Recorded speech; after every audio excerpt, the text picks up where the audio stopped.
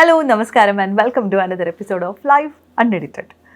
എല്ലായിടത്തും ഇപ്പോൾ ചൂടേറിയ ചർച്ച ബിഗ് ബോസിനെ കുറിച്ചും അല്ലെങ്കിൽ അതുമായിട്ട് റിലേറ്റ് ചെയ്യുന്ന കാര്യങ്ങളെക്കുറിച്ചാണ്. ഇപ്പോൾ ഏത് ഗ്രൂപ്പിൽ എവിടെ ചെന്നിരുന്നു കഴിഞ്ഞാൽ ഇതുമായിട്ട് റിലേറ്റ് ചെയ്യുന്ന എന്തെങ്കിലും കാര്യത്തെക്കുറിച്ച് ആരെങ്കിലും പറയുന്നത് കേൾക്കാം. അപ്പോൾ അതുകൊണ്ട് നമ്മൾ അതുമായിട്ട് റിലേറ്റ് ചെയ്യുന്ന ഒരു വീഡിയോ തന്നെ ഇന്ന് ചെയ്യാമെന്ന് വിചാരിച്ചു. കുട്ടികളെ ബിഗ് ബോസ് കാണിക്കണോ? അതാണ് നമ്മുടെ ക്വസ്റ്റ്യൻ. ഓക്കെ, അപ്പോൾ നമ്മുടെ കാര്യത്തിലേക്ക് കടക്കുന്നതിന് മുമ്പ് നമ്മൾ സാധാരണ വേറെയുള്ള ആരുടെയെങ്കിലും എന്തെങ്കിലും കാര്യങ്ങളെ കുറിച്ചുള്ള പരസ്യങ്ങളൊക്കെ അല്ലേ ഇങ്ങനെ പറയാറുള്ളത്. പക്ഷെ ഇതൊന്നുമല്ല, ഞാൻ നമ്മുടെ തന്നെ സ്വന്തം ഒരു കാര്യം പറയാം. ഇപ്പം എന്താ ഞാൻ ഈ വീഡിയോ ഷൂട്ട് ചെയ്യുന്നത് പോലും നമ്മുടെ സ്വന്തം ഒരു ഓഫീസിൽ നിന്നാണ്. ബിക്കമിങ് എന്ന പേരിൽ നമുക്കൊരു പ്ലാറ്റ്ഫോം ഉണ്ട്. നമ്മളിവിടെ ഫോക്കസ് ചെയ്യുന്നത് മെൻ്റൽ വെൽനെസ് ആണ്. അപ്പോൾ അതിന് വേണ്ടുന്ന സപ്പോർട്ട് തരുന്ന ഒരു കൂട്ടം എക്സ്പേർട്സിൻ്റെ ഒരു പ്ലാറ്റ്ഫോമാണിത്. അപ്പോൾ ഇവിടെ you can find life coaches including me. നമുക്ക് ഒരു കൂട്ടം സർട്ടിഫൈഡ് ലൈഫ് കോച്ചസ് ഇവിടെയുണ്ട്. അതുപോലെ തന്നെ തെറാപ്പിസ്റ്റുകളുണ്ട്, അതായത് ക്ലിനിക്കൽ സൈക്കോളജിസ്റ്റുകളുണ്ട്, കൗൺസിലിംഗ് സൈക്കോളജിസ്റ്റുകളുണ്ട്. അപ്പോൾ എല്ലാവരും കൂടെ കൂടിയിട്ടുള്ളൊരു പ്ലാറ്റ്ഫോമാണിത്. അപ്പോൾ നിങ്ങൾക്ക് അത്തരത്തിലുള്ള ഏതെങ്കിലും ഒരു സർവീസ് വേണമെന്നുണ്ടെങ്കിൽ യു ക്യാൻ കോൺടാക്ട് അസ്. നമ്മുടെ ഇൻസ്റ്റഗ്രാം ഹാൻഡിൽ ത്രൂ ആണ് ഇപ്പോൾ നമ്മൾ എൻക്വയറീസ് ഒക്കെ അഡ്രസ്സ് ചെയ്തുകൊണ്ടിരിക്കുന്നത്. അപ്പോൾ ഒക്കെ ഇങ്ങനെ നമ്മൾ ഒന്ന് ഫൈൻ ട്യൂൺ ചെയ്ത് കൊണ്ടുവരുന്ന ഒരു ബിഗിനിങ് സ്റ്റേജിലാണ്.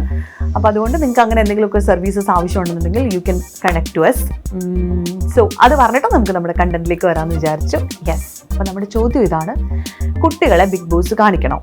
അപ്പോൾ ചാനലിൻ്റെ ഷോയുടെ ഇടയിൽ ലാലേട്ടൻ തന്നെ കഴിഞ്ഞ ദിവസം പറയുന്നുണ്ടായിരുന്നു, കുട്ടികളും ഒക്കെ ഉൾപ്പെടെയുള്ള ഫാമിലി ആയിട്ടിരുന്ന് എല്ലാവരും കാണുന്നതാണ്. അതുകൊണ്ട് തന്നെ കണ്ടസ്റ്റൻസിനോട് ചില കാര്യങ്ങളിൽ ഒന്ന് കോൺഷ്യസ് ആവണം. അവർ ഉപയോഗിക്കുന്ന ഭാഷ, ലാംഗ്വേജ് ഒക്കെ ഒന്ന് മൈൻഡ്ഫുൾ ആയിട്ട് ചെയ്യണം എന്നൊക്കെ അദ്ദേഹം തന്നെ പറയുന്നുണ്ടായിരുന്നു. അപ്പോഴും ഞാൻ ആലോചിക്കുന്നത്, ശരിയാണല്ലോ ദൈവം, ഇത് കുട്ടികളൊക്കെ ഇരുന്ന് കാണുന്നുണ്ടോ എന്ന് ഞാൻ വിചാരിച്ചു. അത് കഴിഞ്ഞപ്പം കഴിഞ്ഞ ദിവസം ഇതുപോലെ ലൊക്കേഷൻസിലൊക്കെ ചെന്ന സമയത്ത് അവിടെയുള്ള കുട്ടികളൊക്കെ ആണെങ്കിലും വളരെ നോർമലായിട്ട്, തീരെ കൊച്ചു കുട്ടികൾ ഉൾപ്പെടെ എല്ലാവരും ഇതുപോലെ ഇരുന്ന് വളരെ നോർമലായിട്ട് എല്ലാവരും കൂടെ ഇരുന്ന് ബിഗ് ബോസ് കാണുന്നതൊക്കെ കണ്ടു. അപ്പം ഞാൻ വിചാരിക്കുകയായിരുന്നു, നമ്മൾ കുട്ടികളെ ഇത് കാണിക്കുന്നതിന് മുമ്പ് നമ്മൾ എന്തെങ്കിലും തരത്തിലുള്ളൊരു ചിന്ത അതിന് കൊടുക്കുന്നുണ്ടോ എന്ന് ഞാൻ ആലോചിച്ചു. ഞാനാണെന്നുണ്ടെങ്കിൽ ഡെഫിനറ്റ്ലി ഞാൻ എൻ്റെ കുട്ടികളെ അത്തരം ഒരു ഷോ കാണിക്കില്ല. അത് ആ ഷോ മോശമായതുകൊണ്ടോ അല്ലെങ്കിൽ ആ ഷോയിനെ ക്രിട്ടിസൈസ് ചെയ്യാൻ വേണ്ടി പറഞ്ഞതല്ല. ആ ഷോയിൽ വരുന്ന കണ്ടന്റ് കുട്ടികൾക്ക് വേണ്ടിയുള്ളതല്ല. അതുകൊണ്ട് തന്നെയാണ് നമ്മൾ പലപ്പോഴും ഇത്തരം കാര്യങ്ങളെ വളരെ നോർമലൈസ് ചെയ്യാറുണ്ട്. ഇറ്റ്സ് ഓക്കെ, ഇതൊക്കെ കണ്ട് വളരട്ടെ എന്ന് വിചാരിച്ചിട്ട് നമ്മളിപ്പോൾ ഹൊറർ പടങ്ങൾക്കാണെങ്കിലും അല്ലെങ്കിൽ ഭയങ്കരമായിട്ട് വയലൻസ് ഉള്ള പടങ്ങൾക്കൊക്കെ ആണെങ്കിലും നമ്മൾ കുട്ടികളെ കൂട്ടിയിട്ട് തിയേറ്ററിൽ പോകുന്ന ആൾക്കാരാണ് നമ്മൾ. അത് ഓരോ ഏജ് അപ്രോപ്രിയേറ്റ് ആയിട്ടുള്ള സർട്ടിഫിക്കേഷൻസ് ആയിരിക്കും. പക്ഷെ പലപ്പോഴും തിയേറ്ററിൽ പോലും അത്തരത്തിലുള്ള സ്ക്രീനിങ്ങുകളൊന്നും നടക്കാറില്ല. നമ്മൾ എ പടം എന്ന് പറയുന്ന കാറ്റഗറിയിലുള്ള പടം, അതായത് നമ്മൾ വിചാരിക്കുന്നത് സെക്ഷൽ കോണ്ടന്റ് ഉള്ള ചിത്രങ്ങൾ, അത്തരം ചിത്രങ്ങൾക്ക് കുട്ടികളെ കൊണ്ടുപോകരുത് എന്നൊരു പൊതുബോധം നമുക്കുണ്ട്. അത് അഡൽട്ട് ഒള്ളിയാണ് അല്ലെങ്കിൽ അങ്ങനെയാണ്, 18+ എന്നൊരു തോട്ട് ഉണ്ട്.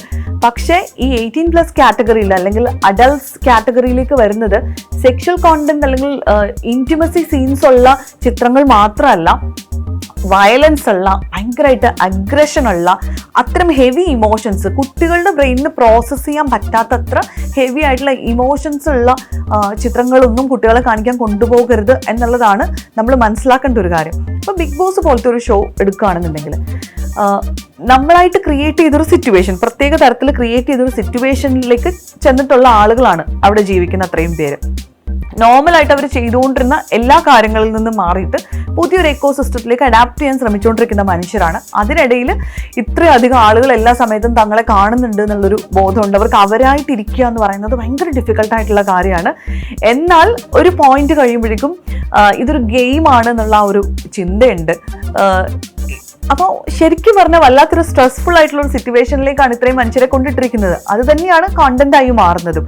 ഇത്തരം സ്ട്രെസ്ഫുൾ സിറ്റുവേഷനിൽ ഒരു മനുഷ്യൻ്റെ ഉള്ളിലെ എല്ലാ റോ ആയിട്ടുള്ള ഇമോഷൻസും പുറത്തു വരാൻ സാധ്യതയുള്ളൊരു സമയമാണ്. കാരണം നമ്മൾ കുറേ സമയം കഴിയുമ്പോൾ ക്യാമറയൊക്കെ നമ്മൾ ടോട്ടലി മറക്കും. അപ്പോൾ നമുക്ക് അഗ്രസീവ് ആവുന്ന സമയത്ത് നമ്മളങ്ങ് അതിൻ്റെ അങ്ങേയറ്റം അഗ്രസീവ് ആവാനും പലതരത്തിലുള്ള ലാംഗ്വേജ് യൂസ് ചെയ്യാനും ഒക്കെ സാധ്യതയുണ്ട്. അപ്പം ഇത് കണ്ടുകൊണ്ടിരിക്കുന്ന കുട്ടികളുടെ പെർസ്പെക്റ്റീവിൽ നോക്കിക്കഴിഞ്ഞാൽ നമ്മളൊരു ഫണ്ണായിട്ടിരുന്ന് കാണുന്നു, കുട്ടികൾ ഇത് കാണുന്നുണ്ടോ ഇല്ലയോ എന്നൊന്നും അറിയുന്നില്ല. അവരതിൽ നടക്കുന്നുണ്ട്, കുറച്ചൊക്കെ അവർ കാണുന്നുണ്ട്. അത്തരത്തിലാണ് നമ്മുടെ വീടകങ്ങൾ ഇങ്ങനെ പലപ്പോഴും പോവാറുള്ളത്. പക്ഷേ ഇമോഷൻസ് തീരെ റെഗുലേറ്റ് ചെയ്യാൻ പറ്റാത്തൊരു സിറ്റുവേഷൻ, അല്ലെങ്കിൽ ഇപ്പോൾ ഒരു ദേഷ്യം വന്നു കഴിഞ്ഞാൽ അവിടെയുള്ളവർ അതിൻ്റെ എക്സ്ട്രീമിലാണ് ഇത് എക്സ്പ്രസ് ചെയ്യുന്നത്. അല്ലാതെ ആ ഇമോഷൻ റെഗുലേറ്റ് ചെയ്ത് പ്രോപ്പറായിട്ട് റെസ്പെക്ട്ഫുൾ ആയിട്ട് സംസാരിക്കുക എന്നുള്ളതല്ല അവിടുത്തെ ഒരു പാറ്റേൺ. സംസാരിക്കുമ്പോൾ അത്രയും ആളുകളും ചിലപ്പോൾ ഒരുമിച്ചായിരിക്കും സംസാരിക്കാം. അതല്ല നമ്മുടെ ഒരു നോർമൽ സൊസൈറ്റിയുടെ പാറ്റേൺ അല്ലേ? പക്ഷെ ഇത്തരം കാര്യങ്ങൾ സ്ക്രീനിൽ കാണുമ്പോൾ കുട്ടികൾ ഇതിൽ നിന്ന് എന്താ പഠിക്കുക? അഗ്രസീവായിട്ട് സംസാരിക്കുക, അല്ലെങ്കിൽ വയലൻസോട് കൂടി പെരുമാറുക, പലതരത്തിൽ അബ്യൂസീവ് ആയിട്ടുള്ള കാര്യങ്ങൾ അങ്ങോട്ടും ഇങ്ങോട്ടും സംസാരിക്കുക, അവിടെ ഇവിടെ മാറിയിരുന്നിട്ട് ബാക്കിയുള്ളവരെ കുറിച്ച് പറയും. It's all game plan. അല്ലെങ്കിൽ അവർ കോണ്ടന്റ് ഉണ്ടാക്കുകയാണ്, ഒരു ഗെയിം കളിക്കുകയാണ് എന്നുള്ള കാര്യം പലപ്പോഴും കുട്ടികൾക്ക് അത് എടുക്കാൻ പറ്റിയെന്ന് വരില്ല. അപ്പോൾ ഇത്തരത്തിലുള്ള കോണ്ടന്റുകൾ നമ്മുടെ കുട്ടികളിൽ അത്തരം കാര്യങ്ങളിലേക്ക് എക്സ്പോസ്ഡ് ആവുന്നുണ്ടോ എന്നുള്ളത് മേക്ക് ഷുവർ ചെയ്യേണ്ടത് ആസ് പേരൻസ് നമ്മുടെ റെസ്പോൺസിബിലിറ്റി ആണ്. നമ്മളിത് ഇത്തരത്തിലുള്ള പല കാര്യങ്ങളും നമ്മൾ ആറ്റ്സ് ഓക്കെ, കുഴപ്പമില്ല, പിള്ളേരല്ലേ എന്ന് വിചാരിച്ച് കളയുന്ന കാര്യങ്ങളാണ്. ഇപ്പൊ റീസെന്റ് നമ്മുടെ ഒരു ഫ്രണ്ട് പറയുന്നുണ്ടായിരുന്നു, ഇപ്പോൾ ആ കുട്ടിക്ക് 5 വയസ്സേ ഉള്ളൂ. കുട്ടി ഒരു പെർട്ടിക്കുലർ മൂവി ഏതാന്ന് ഞാൻ പറയുന്നില്ല, പക്ഷെ എക്സ്ട്രീം വയലൻസ് ഉള്ളൊരു മൂവിയാണ്. ആ മൂവി ഇങ്ങനെ റിപ്പീറ്റ് വാച്ചാണ് അത്രേ ആ കുട്ടി. അതായത് അത് ഡിലീറ്റ് ചെയ്യാൻ സമ്മതിക്കില്ല, അതിങ്ങനെ റിപ്പീറ്റ് ചെയ്ത് അതിങ്ങനെ കണ്ടുകൊണ്ടിരിക്കും എന്നുള്ളത്. സോ എനിക്ക് മനസ്സിലാവുന്നില്ല, അപ്പം ആ കുട്ടി എങ്ങനെയായിരിക്കും അതിനെ പ്രോസസ്സ് ചെയ്യാന്നുള്ളത്. അല്ലെങ്കിൽ ആ എക്സ്ട്രീം വയലൻസ്, ബ്ലഡ് ഷെഡ് ഒക്കെ അവൻ വളരെ നോർമലായിട്ട് എടുത്തിരിക്കുകയാണ്.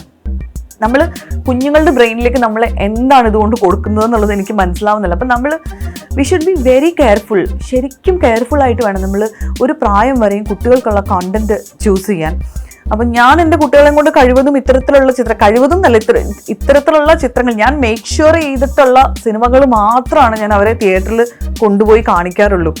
അവർക്ക് ഏജ് അപ്രോപ്രിയേറ്റ് ആണ് എന്ന് തോന്നുന്ന കണ്ടന്റ് മാത്രം. അതിപ്പോൾ ടെലിവിഷനിലാണെങ്കിൽ ഇപ്പോൾ ഞാൻ ഉൾപ്പെടെയുള്ളവർ പാർട്ടായിട്ടുള്ള പല ടെലിവിഷൻ ഷോസിലും വരുന്ന കോണ്ടന്റ് നമ്മൾ വിചാരിക്കുന്നത് പോലെ ഓക്കെ അത് ഫണ്ണാണ് എന്നൊക്കെ പറഞ്ഞാലും പലതും അഡൾട്ട് കോണ്ടന്റ് ആണ്.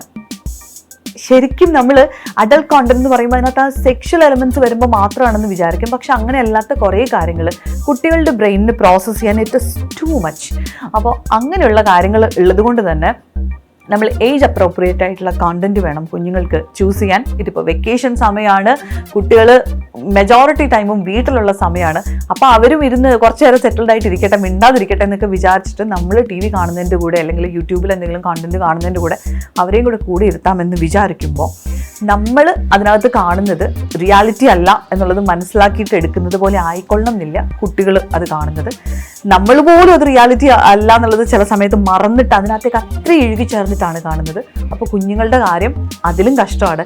TV-യിലൊക്കെ ചിലർ മരിച്ചുപോയി എന്നൊക്കെ കണ്ടു കഴിയുമ്പോഴേക്കും ഭയങ്കര ഇൻറ്റൻസ് ആയിട്ട് ആ മരിച്ചു പോയല്ലോ ആ ക്യാരക്ടർ എന്നുള്ള അതേപോലെ പെയിൻ അനുഭവിക്കുന്ന കുട്ടികൾ പിന്നീട് ഈ ക്യാരക്ടറിനോട് നേരിട്ട് ഈ ആർട്ടിസ്റ്റിനെ വിളിച്ചിട്ട് ഈ ആൻറ്റി അല്ലെങ്കിൽ ഞങ്ങൾ മരിച്ചു പോയിട്ടില്ല കേട്ടോ എന്നൊക്കെ പറഞ്ഞ് ഫോണിലൊക്കെ വിളിച്ച് കണക്ട് ചെയ്ത് കൊടുത്തിട്ടുള്ള ഇൻസിഡൻസ് ഒക്കെ ഉണ്ട്.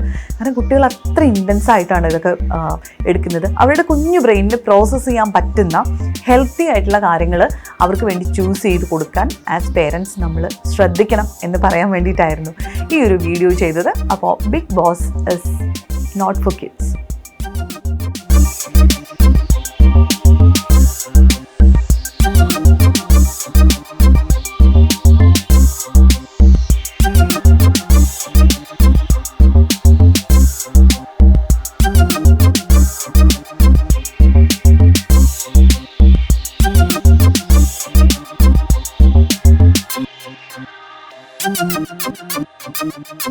Thank you.